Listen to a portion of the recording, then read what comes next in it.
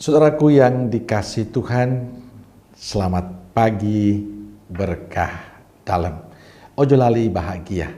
Sudahkah kita memberi senyum hari ini? Selasa 21 Februari 2023. Mari kita awali permenungan kita hari ini dengan tanda kemenangan Kristus. Dalam nama Bapa dan Putra dan Roh Kudus. Amin. Permenungan kita diambil dari Injil Markus bab 9 ayat 30 sampai 37. Yesus dan murid-muridnya berangkat dari situ dan melewati Galilea. Dan Yesus tidak mau hal itu diketahui orang, sebab ia sedang mengajar murid-muridnya. Ia berkata kepada mereka, "Anak manusia akan diserahkan ke dalam tangan manusia, dan mereka akan membunuh dia.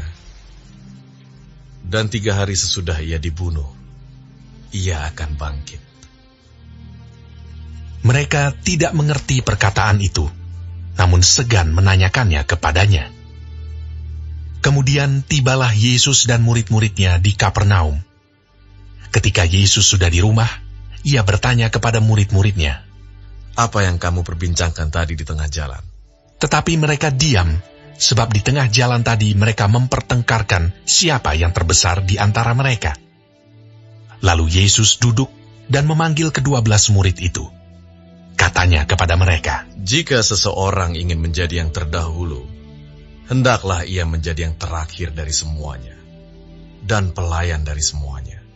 Maka Yesus mengambil seorang anak kecil dan menempatkannya di tengah-tengah mereka.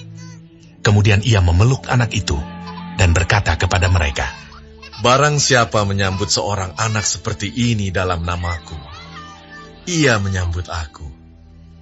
Dan barang siapa menyambut aku, bukan aku yang disambutnya, tetapi dia yang mengutus aku." Saudaraku yang dikasihi Tuhan, dalam kehidupan kita ada kecenderungan manusia untuk mendapatkan posisi utama dari orang lain. Dan kecenderungan itu ada dalam kehidupan kita, dalam diri kita masing-masing. Tanpa kita sadari, hal itu akan menjadi kesempatan untuk menyombongkan diri.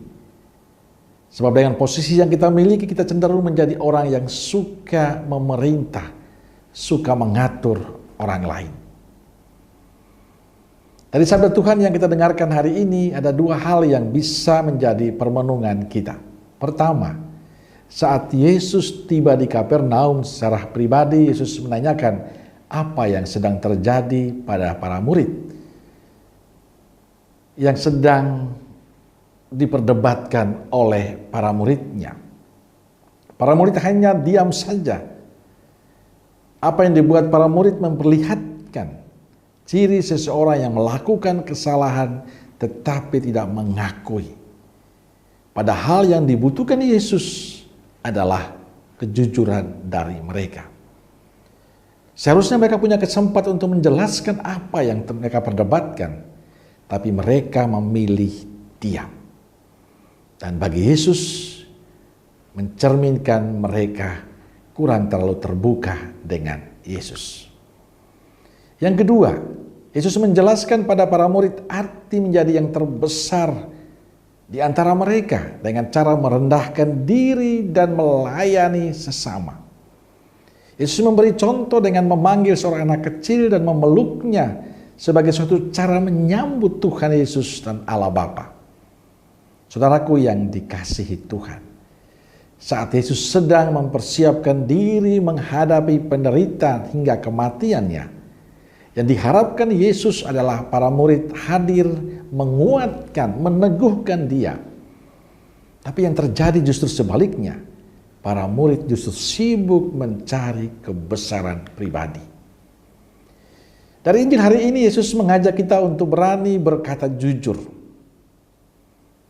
Sebab kejujuran merupakan ciri seorang pemimpin. Pemimpin yang jujur akan selalu dipercaya oleh orang lain. Selain seorang pemimpin yang jujur, dituntut untuk memiliki kerendahan hati dan mau melayani siapa saja. Maka dari kutipan Injil hari ini saya ingin mengajak kita semua, siapapun dia, dengan status apapun kita, untuk berani jujur dalam hidup dan tetap menjadi pribadi yang rendah hati dan mau melayani. Sebab itulah cara kita memberikan kesaksian tentang Yesus. Sebagai murid Yesus, kita memberikan kesaksian dengan cara hidup kita yang baik dan benar, cara hidup kita yang jujur, yang rendah hati dan mau melayani. Dan saya percaya dengan cara itu kita membantu dan memberikan sukacita dan menjadi berkat bagi banyak orang. Maka teruslah berlaku jujur dan rendah hati dalam hidup. Amin. Semoga Allah yang Maha Kasih memberkati saudaraku sekalian, Bapa, Putra, dan Roh Kudus. Amin. Keluarga Kudus Nazaret, doakanlah kami. Amin. Berkah dalam.